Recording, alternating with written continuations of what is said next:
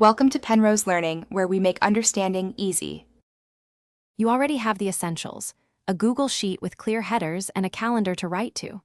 First, format start and end as date/time so events inherit correct timestamps. Next, note the calendar ID you want to use. You'll paste it into the script. Once done, open Extensions, then Apps Script. You will paste a script that reads rows and creates events. Make sure your sheet's header row is row 1 so the code can find columns reliably. You'll paste the app script function that loops rows, builds event objects, and calls calendar app. Insert event or create event series. Map headers to indices in the code so title equals row 0, start equals row 1, end equals row 2, etc. Then save and run the function once to trigger the OAuth permission prompts. Accept calendar and drive scopes. Once authorized, test with 1 or 2 sample rows and check logger.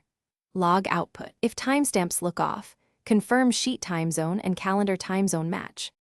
Now automate. Set up an installable trigger, time-driven for periodic sync or on edit for immediate updates. Make sure your script writes created event ID back to the sheet so you can update or delete without duplicating. For recurring failures, open View Executions to inspect error messages and identify the failing line. If you see permission errors, reauthorize the script.